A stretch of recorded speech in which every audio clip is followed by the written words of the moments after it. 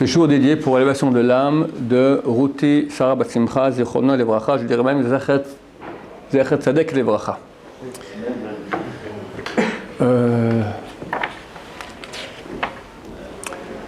Quand on prie, nous, tous les jours, dans la prière, dès qu'on commence la prière, on rappelle le mérite de nos ancêtres, Abraham, Yitzhak et Yaakov.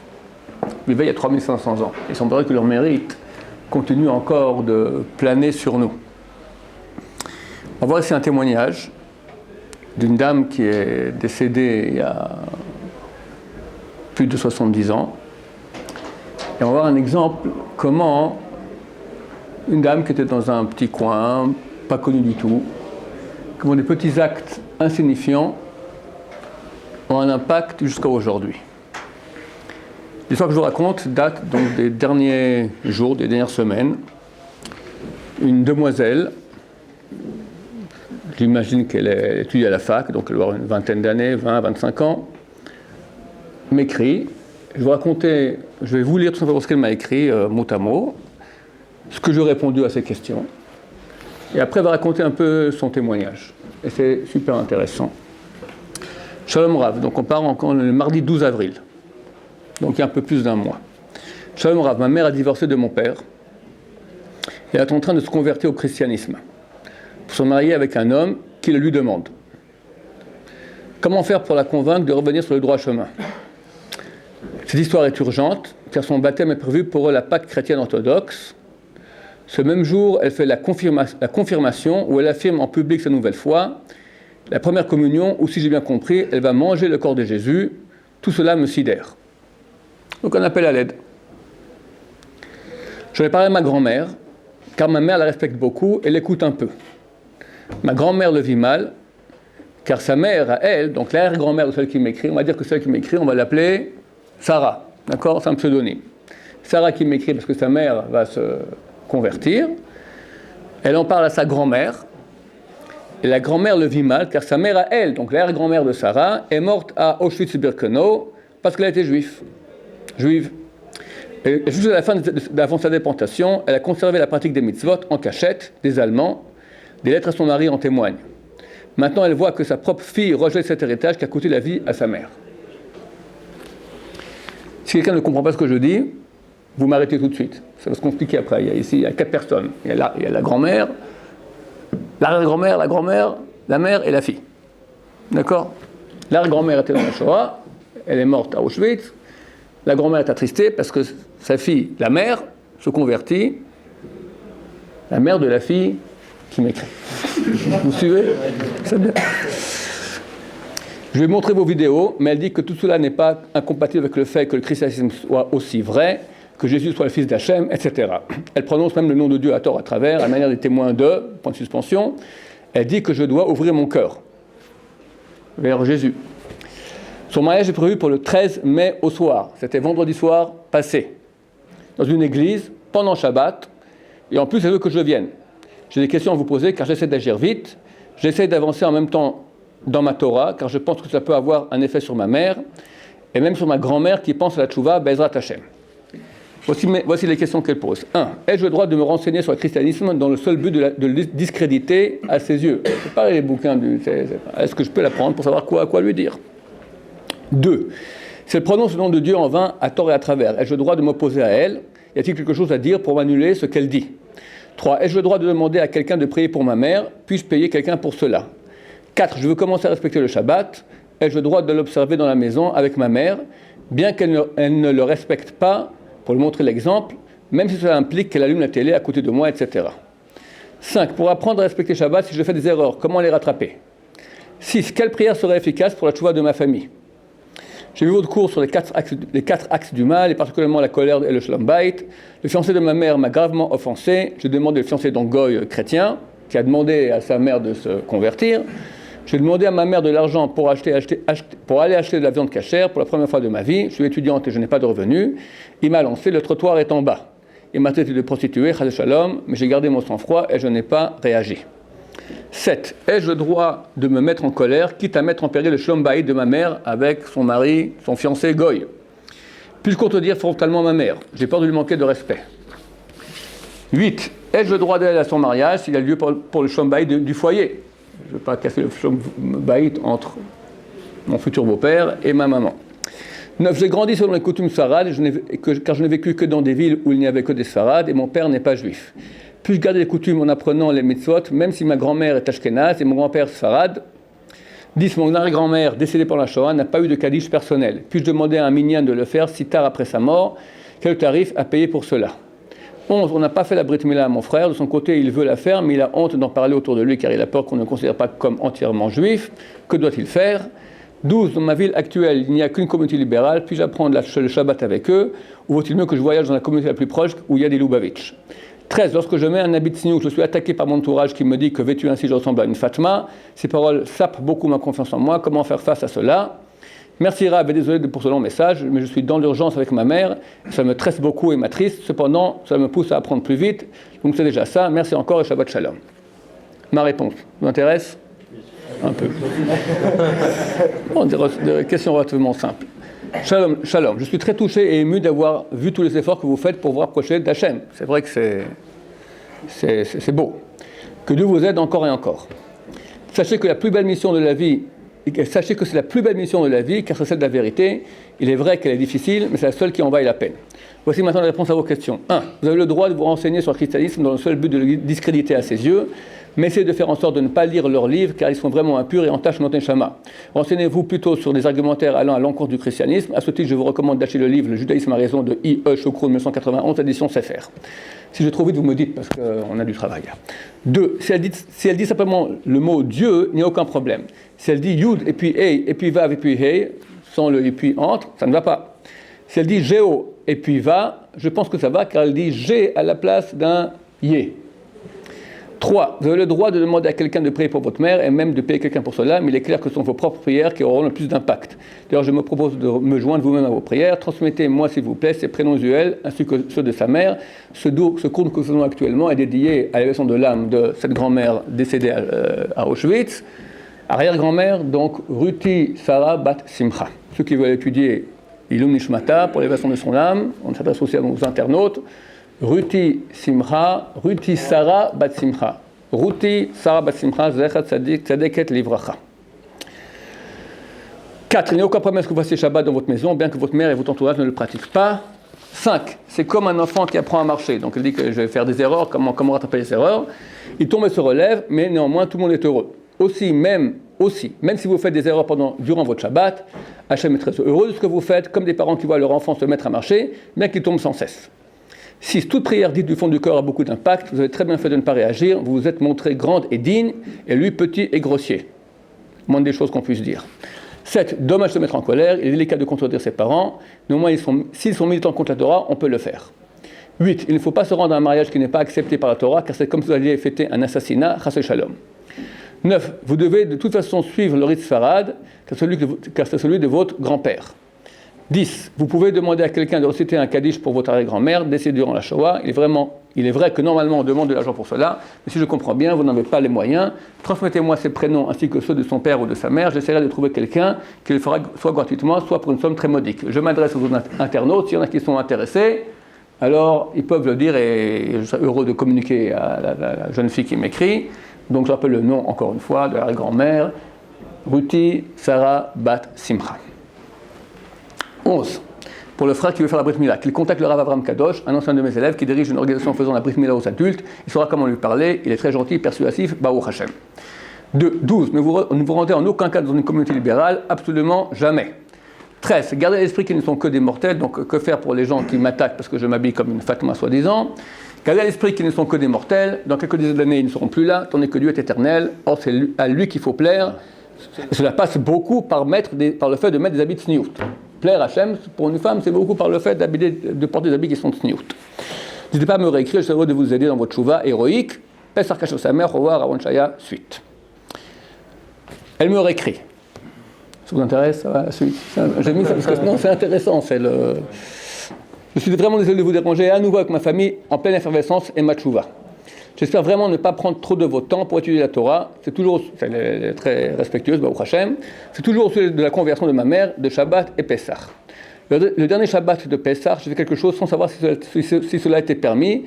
J'aimerais savoir pour l'année prochaine. Comme hier, le 1er mai, c'est la fête de Pâques des chrétiens, je savais que la conversion au christianisme de ma mère aurait lieu ce jour-là. C'était donc le lendemain de Pessah, dimanche. Pour essayer de la sensibiliser, j'ai demandé à ma grand-mère de m'envoyer des photos des lettres de sa mère. J'ai demandé à une juive non religieuse de mon université de bien vouloir me les traduire de yiddish et de l'allemand, ce qu'elle a fait. Donc, la fille demande à sa grand-mère, as-tu des lettres de notre arrière-grand-mère qui est morte à Auschwitz, que je puisse montrer ça à ma mère pour la sensibiliser. Cependant, le samedi, veille du baptême de ma mère, j'ai lu les lettres à ma mère. Je ne sais pas si c'est considéré comme un travail pour moi de les lire, pour ma mère de les écouter, et pour la fille de les traduire pendant la semaine de Pessah. Je suis très embêté maintenant. Il n'y a aucun problème, elle croyait, elle ne sait pas. Donc il y a problème de Pessah, la Moed, Yom Tov, Shabbat, aucun problème de lire ces lettres-là. J'ai pensé probablement à tort que lire les paroles de sa grand-mère toucherait ma mère. Cela d'ailleurs a été le cas, car elle a pleuré durant une journée entière sans s'arrêter. Mon arrière-grand-mère avait écrit des lettres à son mari depuis l'Allemagne. Son mari était en Espagne à ce moment-là. Ma grand-mère n'avait jamais réussi à trouver des personnes pour les lui traduire à bas prix en Espagne. J'ai décidé de m'en charger pour elle. Donc il y avait 60 personnes qui habitent l'Espagne. Et pendant 70 ans, ces lettres sont restées en yiddish ou en allemand. Personne ne comprend l'allemand ni l'yiddish. Donc ils sont restés là dans leur coin. Ils ont attendu un beau jour cette veille de conversion de la grand-mère, de la mère au christianisme. Elle lui racontait l'Allemagne nazie, la naissance de ma grand-mère. Donc, l'arrière-grand-mère raconte à son mari qui est en Espagne, t'as une petite fille qui est née. Une fille? Oui, une fille, la grand-mère. Vous avez dit une petite fille. Une petite fille, c'est une expression. Une petite fille, elle était petite quand elle est née.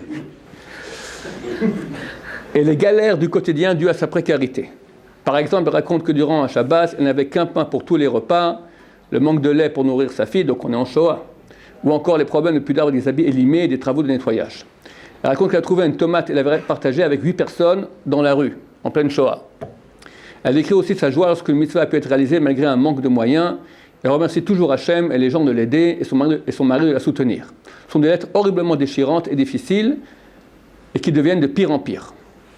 Lorsqu'elle a essayé de fuir vers l'Espagne pour rejoindre son mari, elle a été arrêtée en France en tant qu'apatride et déportée depuis le sud de la France à Birkenau. Donc un beau jour, son mari lui a dit « Viens, rejoins-moi en Espagne ». On verra les détails bientôt. D'après les documents allemands, elle a été assassinée dès son arrivée au camp. Cependant, elle avait réussi à faire passer le landau de sa fille de l'autre côté de la frontière avec un Espagnol dont on recherche les descendants, qui avait payé tous les billets de train pour le bébé et la mère. Donc la grand-mère a été sauvée, d'où la descendance, la mère et la fille. La mère, donc l'arrière-grand-mère, Ruti Sarah, la mère avait laissé dans le landau une lettre à sa fille écrite en yiddish, qui disait que s'il arrivait quelque chose, elle se verrait un jour à Jérusalem en Eretz. Elle lui demande aussi pardon de l'avoir mal nourrie à la naissance, de lait non cachère parfois. Elle a écrit le Yortzeit de son père, donc l'anniversaire du décès de son père, de sa sœur jumelle de sa mère. Derrière la lettre en hébreu, elle a écrit ce que nous pensons être une prière, mais nous avons du mal à déchiffrer. Je lui ai demandé qu'elle m'envoie, j'essaie de déchiffrer pour la famille. Elle écrit aussi que dans le landau, elle avait mis une paire de chaussettes, un juste au corps pour le bébé, une petite veste et un bonnet et un kéli pour une tlatadaïn. Aussi disait-elle qu'elle aimait sa fille et que son mari, malgré ses déviances laïques, communistes, avait une bonne âme de juif. Il semblerait que l'arrière-grand-mère était religieuse. Le papa, le mari, oui, mais bon, il est parti en Espagne, tout ça, il a commencé à dévier. Voici mes questions. 1. Qu'est-ce que le Yortzeit? 2. Le mot Eretz correspond-il à Israël? 3. Ai-je fait un travail interdit durant Shabbat? Ai-je fait faire à ma mère en ai-je fait faire à ma mère ou à la jeune fille? 4. Ma mère m'en veut beaucoup car depuis cette lecture, elle est complètement déprimée et torturée. Que je dois faire pour l'aider? N'aurais-je pas dû faire ça? Dois-je m'excuser? 5. Mon arrière-grand-mère mentionne le pain de Shabbat. La mitzvah n'est-elle pas accomplie avec un seul pain en cas de famine? 6. Doit-on rembourser aux descendants de l'Espagnol qui a sauvé ma grand-mère la somme des billets de train? C'est une très grosse somme pour l'Espagne d'après-guerre civile. Peut-on considérer cet homme comme injuste? J'ai la joie de vous dire que ma mère a décalé son baptême d'une semaine avec l'accord du prêtre. Ou pope, je ne sais pas comment on dit dans le langage chrétien orthodoxe. Car elle a besoin de réflexion, j'espère qu'elle annulera, ainsi que le mariage. Le baptême repoussé devait avoir lieu dimanche, il y a 10 jours.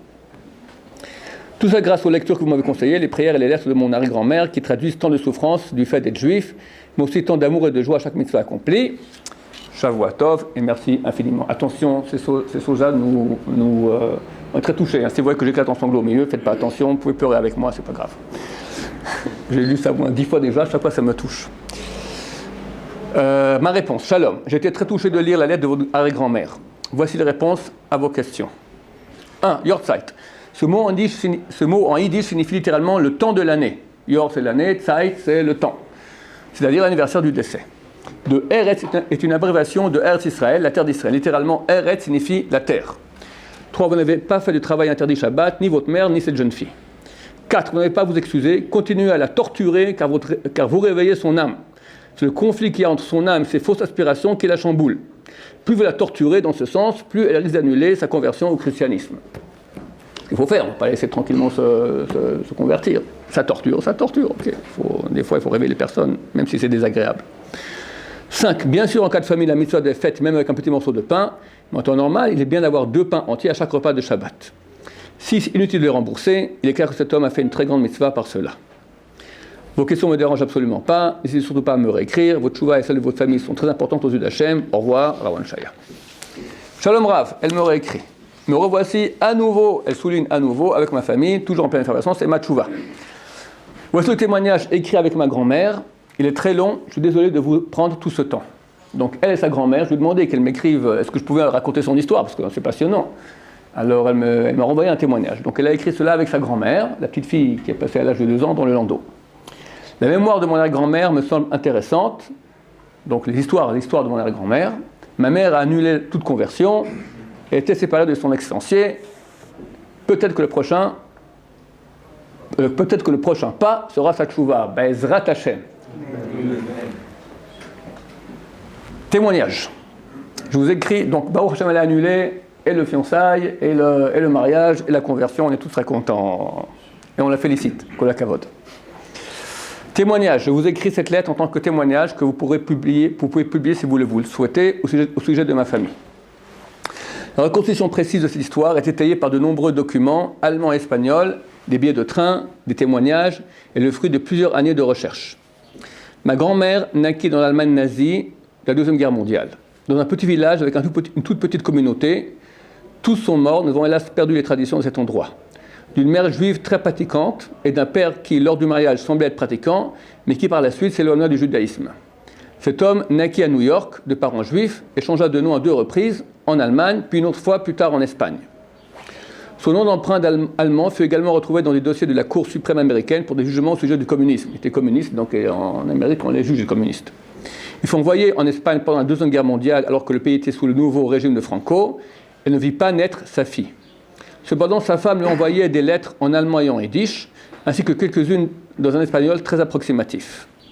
Parce que ma grand-mère avait un peu moins de 2 ans, donc la petite fille qui était née, sa mère voulut fuir avec elle vers l'Espagne pour rejoindre son mari, et parlait également de s'installer en terre d'Israël avant même que le pays ne soit fondé. La deuxième option était une fuite vers le Maroc, où à l'époque les Juifs avaient été protégés par le roi et le gouverneur de Meknes. Elle avait là-bas un cousin qui put faire son aliyah. Mon arrière-grand-mère reçut de son mari une lettre lui disant de se déplacer jusqu'à une certaine ville d'Allemagne, où elle recevrait des billets de train qui l'emmèneraient jusqu'à Madrid, payés par un nom juif espagnol d'un nom de Armando, à qui j'aimerais rendre hommage. Nous rendons hommage à Armando qui a tenté de sauver les deux, a réussi qu'à sauver la fille. Armando était chargé de récupérer mon arrière-grand-mère et son enfant à la frontière franco-espagnole, au nord de Barcelone. Cependant, mon arrière-grand-mère fut arrêtée en France, occupée. Cependant, mon arrière-grand-mère fut arrêtée en France occupée comme israélite apatride et déportée à Drancy, puis à Auschwitz-Birkenau, où elle fut assassinée dès le jour de son arrivée, selon les rapports des Allemands.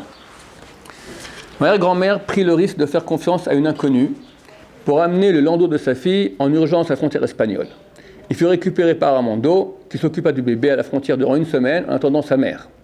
Voyant qu'elle ne venait pas, il l'emmena chez son père qui résidait à Madrid.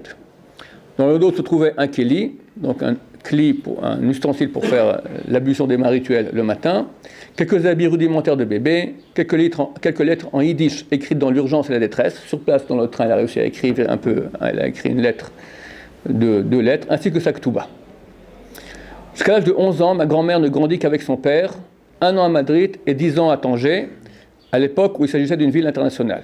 Puis lors d'un voyage à Paris, son père décéda d'un cancer de l'estomac et fut enterré dans le jardin de l'hôpital sur lequel on construisit.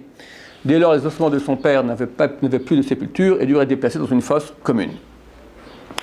Dès lors, ma grand-mère vécut seule durant 5 ans à Tanger, chez une famille espagnole qui possédait un hôtel maison de passe où elle cuisinait.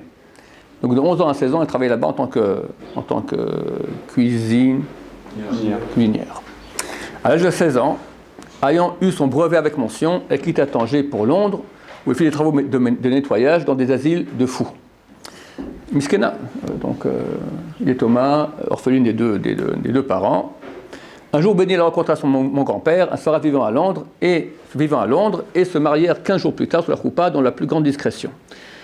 Aucun des deux n'était pratiquant. De cette union, on naquirent 3 enfants. Un garçon maintenant marié à une Goya vénézuélienne avec qui il a 2 filles.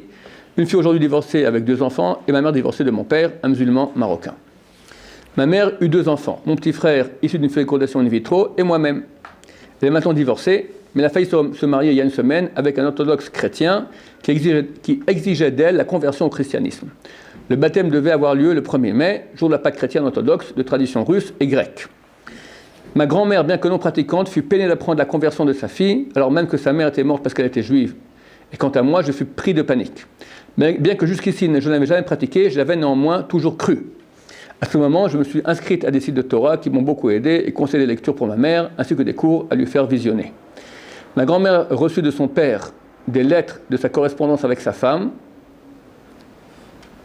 donc l'arrière-grand-père, qui a fait venir sa femme d'Allemagne, qui s'est fait attraper. Sa femme lui a envoyé des lettres. Pendant 2 ans, elle lui a envoyé des lettres d'Allemagne nazie. Donc la grand-mère, donc la petite fille dans le landau de 2 ans, a reçu de son père les lettres de sa mère. Elle les a conservées des années, donc sans les comprendre, ne trouvant pas de traducteur bon marché en Espagne, étant elle-même en difficulté financière. Elle avait peur de les lire pour une raison irrationnelle, alors elle n'a pas insisté pour les traduire ailleurs. Donc ça fait 60, ces lettres ont été écrites en 40-42, ça nous fait combien de temps ? 75 ans bientôt, 75 ans, que ces lettres sont en yiddish. Pour une raison irrationnelle, elle les a pas lues. Et moi j'imagine pourquoi.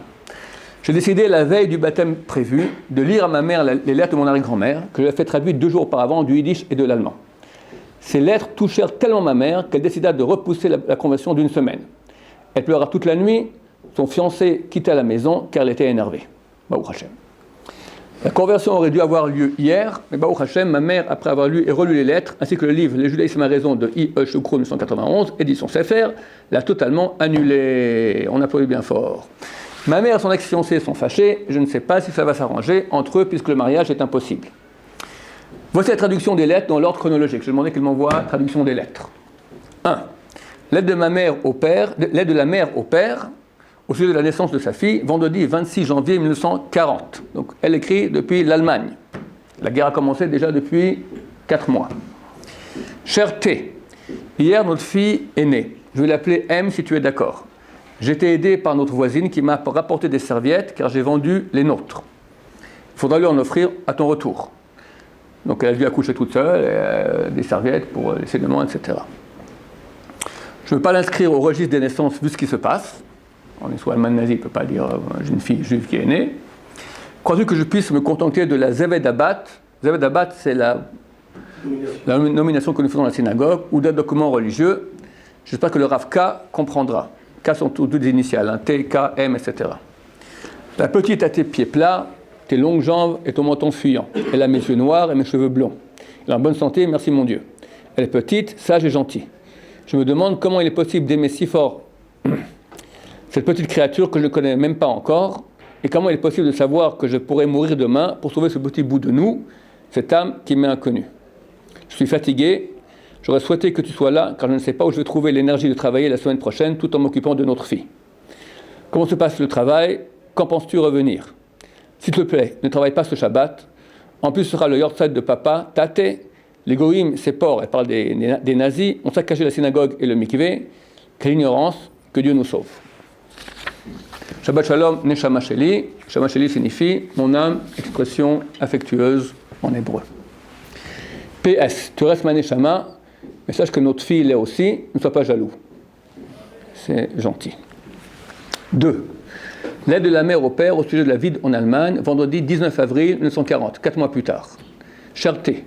Notre fille grandit, mais elle n'est pas assez grosse. Je n'ai pas de lait surveillé, du lait chamour. D'après la halakha, on doit boire du lait chamour surveillé, depuis la traite jusqu'à la consommation. On sait qu'il n'y a pas de mélange de lait d'animal impur tel que lait de vache ou lait d'ânesse. Pardon ? Lait de porc. Ouais, qu'il n'y ait pas dedans du lait de chamelle, du lait de chamelle, oui, chamelle et d'ânesse. Beaucoup de gens aujourd'hui se permettent de boire du lait non surveillé. Pour se faire dire que c'est un problème. On va voir ici comment elle s'est battue durant la Shoah pour avoir du lait surveillé. Je n'ai pas de lait surveillé à donner au bébé. Et le mien est trop maigre d'après le médecin S. Ce n'est pas étonnant, on mange très peu. Je me surprends comme une bête à penser à la nourriture et à rêver de poisson pour Shabbat, de poulet. Quelle honte, quelle bassesse. Une dame en pleine Shoah maintenant qui dit « J'ai honte de penser à de la nourriture ». Quel niveau spirituel que nous, à 6 heures du soir, des gens pensent « Qu'est-ce qu'on va manger ce soir au repas ?» Le village étant reculé, l'approvisionnement est faible. Et nous, les Yidds et les Juifs, n'avons pas accès à beaucoup d'activités. Mais tu le sais déjà, je radote. L'avantage, c'est que nous sommes encore chez nous. Mais les porcs ne tarderont pas à nous déloger. Ils peuvent essayer, il n'y a rien à prendre. Shabbat dernier, je n'ai eu qu'un pain. Le Rav Ka est parti. Je ne sais pas si ce que j'ai fait est valable. Je ne connais pas assez les lois. Je n'aurais jamais pensé n'avoir qu'un pain pour Shabbat.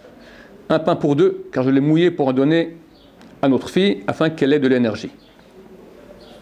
Le médecin S m'a donné du lait d'ânesse pour l'enfant. Je suis consterné, mais je lui ai donné.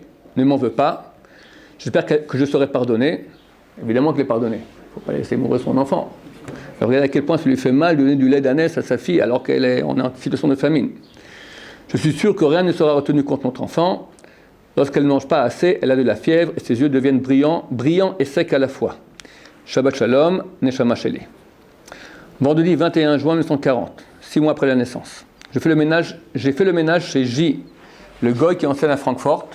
J'ai trouvé un bout de pain et je l'ai pris pour ma fille. Elle a donc volé du pain. Honte à moi. Je sais que c'est interdit, c'est mal. Que je deviens basse. À quel point je deviens basse. Je deviens une lionne pour ma fille. Un animal à Dieu ne plaise. Prie pour moi, prie pour notre enfant, et mange s'il te plaît pour 3. Une utilité, c'est du moussard pour nous. Si elle maintenant, je pense qu'elle n'a aucun problème à voler maintenant un petit morceau de pain pour survivre, elle est tellement culpabilisée par les regrets d'avoir fait une chose pareille, mentir. Nos habits s'abîment. Je couds des habits avec les tissus que je trouve pour notre fille qui grandit. Hélas, les miens s'éliment, et pour ne pas qu'on voie mes jambes, je me suis surprise hier à mettre un de tes pantalons sous ma jupe. J'avais l'air absolument ridicule. Une folle. Je pense que ça doit être interdit. Je ne peux plus demander au Rav qui n'est plus là. Je ne voulais pas des collants déchirés. Tu comprends ? Elle s'excuse par rapport à son mari qu'elle a osé porter le pantalon. En plus, la jupe s'élime. Je ne sais pas à quel point elle est dans les normes de sniout, de pudeur juive. Comment oser se tenir devant Dieu ainsi ? Comment oser faire la tfilat, l'achash, la hamida ? Quel moussard pour nous.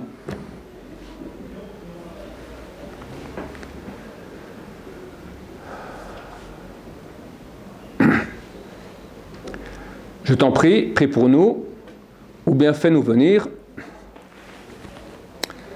Un jour, on ira en Eretz Israël et nous ferons un autre enfant. Il y aura des pains, des mikveh et même des poulets. Vous m'excusez que je suis un peu touché. Aujourd'hui, notre fille a dit son premier mot, tate. C'est papa en yiddish. Je le dis tellement à ses oreilles que la pauvre n'a pas encore un vocabulaire très riche. Je rigole, désolé. Shabbat Shalom, Neshama Sheli. 22 avril. Il répondait le mari, il recevait le... Oui, je pense qu'on voit qu'elle, après, lui a dit où aller prendre les billets de train, etc. Mardi 22 avril, je crois qu'on est carrément presque un an plus tard, 29 avril 41, 29 avril 41, presque une année passée. Cherté, parfois l'âme prend le dessus sur l'animal et de bonnes qualités reviennent. Donc elles se battent pour rester humaines dans l'horreur nazie. J'ai partagé une tomate en 8 avec des gens dans la rue, des goïms et des juifs. Elle avait le goût de Jérusalem. Je t'aime, presque autant que j'aime notre fille, reviens vite. Exceptionnel. 8 dans la rue. Mars 42. Donc on est déjà encore une année plus tard. Elle est née la petite le janvier 40, on est déjà en mars 42. Ça fait 2 ans et 4 mois, 3 mois. Cherté. J'ai bien compris tes indications et j'ai reçu ce matin les premiers billets de train pour l'intérieur du pays. Je dois confectionner des habits qui aient l'air mieux pour être discrète au milieu des non-juifs. Je dois toujours donner à notre enfant du lait d'âne, je lui mouille du pain, je fais cuire aussi des pelures de pommes de terre que J, le goy chez qui elle travaille, ne mange pas. Je fais une galette avec ça. Notre fille aime bien ça, car c'est un peu sucré. Je partirai donc d'ici le 20 Nissan, je devrais arriver chez toi, si Dieu veut, le 28. Cependant, comment va-t-on faire pour dormir? Tu parles de billets de train, mais où dormir? Comment faire pour Shabbat? Et il y a un billet de train pour vendredi soir. Tu ne peux pas trouver une autre option avec Armando? Shabbat, pour partir en train Shabbat. Merci beaucoup à Armando et à toi. N'oublie pas la voisine pour l'envoyer des serviettes quand nous pourrons. On est 2 ans et demi après, en pleine Shoah, n'oublie pas de ramener les serviettes à la voisine. Shavua Tov Neshama Sheli. Elle aurait dû partir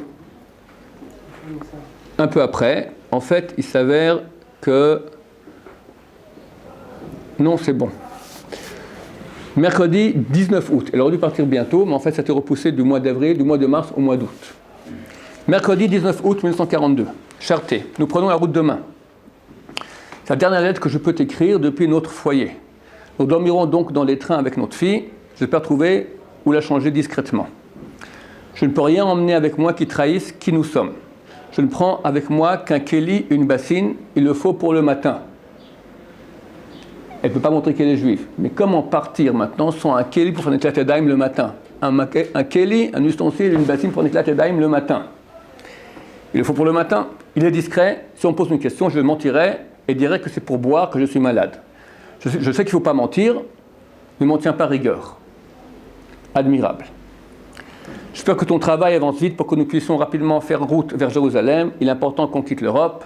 Sinon, j'ai appris que notre cousin Y est au Maroc, où il est bien accueilli. Les traditions sont très différentes, mais il s'y adapte. Il économise pour faire route vers Israël avec une vingtaine de familles marocaines. Ils sont aidés par le gouverneur d'une ville qui s'appelle Meknes. Renseigne-toi, si Dieu veut, on ira avec eux. Et peut-être même pourra-t-on assister au mariage de Y qui a trouvé une fille bien au Maroc. S'il te plaît, trouve-moi un mikvé à Madrid pour le jour de mon arrivée. Donc pour ceux qui ne sont pas au courant, une femme ne peut pas avoir de relation avec son mari tant qu'elle n'a pas été, une fois qu'elle a eu un enseignement, elle ne peut pas avoir de relation tant qu'elle n'a pas été trempée dans un bain rituel qu'on appelle le mikvé. Elle demande qu'il trouve un mikvé à Madrid. Je n'ai plus de sang depuis des mois et j'aimerais te serrer dans mes bras. Je manque de tsniout et m'emporte, Dieu me pardonne. C'est quoi ce manque de tsniout qu'elle dit? J'aimerais être dans tes bras. Manque de tsniout. Manque de pudeur. Hier, j'ai reçu une lettre de Francfort. Ils ont tué ma maman et ma sœur il y a 10 mois. Elle aurait dû venir avec moi dans les villages et se cacher, mais I ne voulait pas arrêter d'enseigner tant qu'il restait des enfants à l'école. Ils ont interdit les écoles juives, et elle aurait dû partir emmener maman. Le 20 octobre 1941, le 30 Tishri, elles ont été tuées. Je suis triste, mais mon corps ne réagit plus avec tout ce qui se passe ici, et de nouvelles qui viennent d'ailleurs. Demain matin, vendredi, je pars, je laisse mon foyer, je rejoins mon mari, j'espère arriver à temps, là où tu sais, pour Shabbat. Avant-dernière lettre écrite par la mère à la fille. La mère a été attrapée dans le train, et j'imagine que le train était en route, d'une station à une autre station, et elle a eu le temps d'écrire une lettre qu'elle a mis dans le landau de sa fille, et elle a trouvé quelqu'un qui était prêt, une tzadékette aussi parmi les goïms qui avaient là-bas, qui était prête à prendre le landau et la fille pour faire passer la frontière. Donc elle a vite écrit une lettre. Celle qui m'a écrit, donc la jeune fille, me dit qu'on voit que c'est une écriture rapide, pas ordonnée comme c'est le cas d'habitude, il y a des trous aussi. Ma chère M, je décris ce mot, car je pense que nous serons séparés. J'espère que nous nous reverrons bientôt à Jérusalem, à un âge où tu ne sauras pas encore lire cela, c'est-à-dire bientôt. Si tu peux le lire, cherche-moi vite. Dieu seul sait ce qui peut arriver. Tu vas arriver chez ton père, tu feras oublier que tu es juive. Et il a des dérives laïques depuis peu de temps, après notre mariage, mais il a une bonne âme de juif. Ne l'oublie jamais, nous sommes juifs. Je t'aime plus que je n'aime le ciel lui-même. Que Dieu te protège pendant notre séparation, qui, je l'espère, sera courte. Si je meurs, je te souhaite une vie loin des soucis, en Eretz Israël, avec un mari gentil et tzaddik, des enfants gentils en bonne santé, et beaucoup de beauté et de sainteté dans ta vie. Si je meurs, pousse ton père à se marier, mais pas avec une communiste. Ma chère fille, j'espère que tu arriveras bientôt à destination et que les goïms à qui je te laisse pour le voyage te traiteront avec bonté. Ne m'en veux pas de te laisser, je crois que c'est le seul moyen de te sauver, car je ne sais pas où je me trouverai demain. À 2 ans, tu es déjà un grand bébé, tu es si sage. C'est cela qui t'a sauvé quand on m'a trouvé, ton silence. Puisses-tu être aussi discrète, intelligente et sainte dans ta vie. Je ne peux plus écrire, je t'aime. Lettre qu'elle a mis aussi dans le landau pour son mari. Dans ce landau, il y a un kéli, 2 paires de collants, 2 justes au corps, 2 linges, un yarmulke, ça veut dire une kippa en yiddish, pour toi. Mets-le. Ta fille est propre, ne t'en soucie pas. Yortzeit papa 2 Nissan, ma jumelle 30 Tishi, ma mère 30 Tishi, à bientôt à Jérusalem.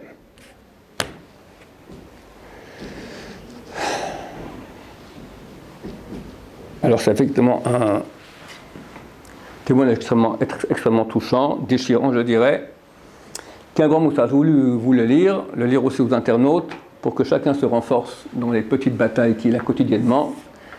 Comment une femme toute seule avec son enfant s'est battue pour que son mari mette la kippa, pour qu'elle soit habillée en tsniout, comment elle peut prier à Dieu avec des habits qui commencent à être élimés. Elle a osé mentir, elle a osé voler un morceau de pain. Baruch Hashem se félicite d'avoir partagé une tomate en 8.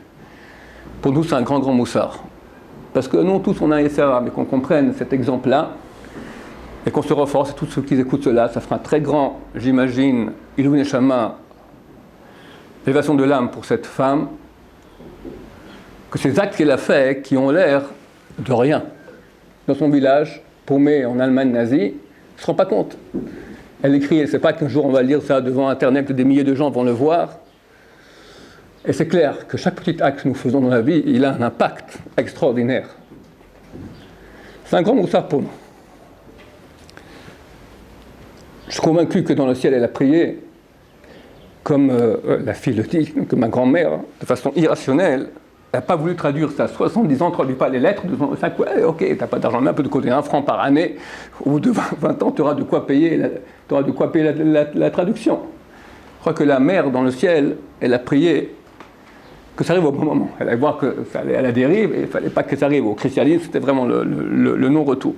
Et la veille même, alors on a traduit ces lettres-là.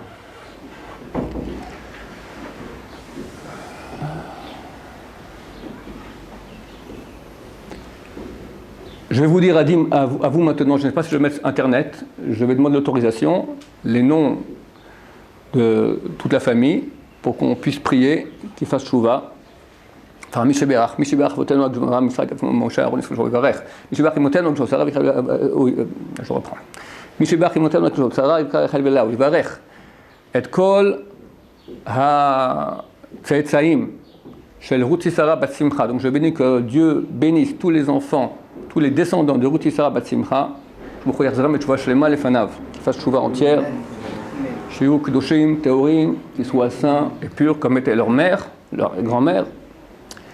Qu'ils soient tous de retour bientôt à Yerushalayim, dans la Torah, Bezrat Hashem, que tous fassent Tchouva.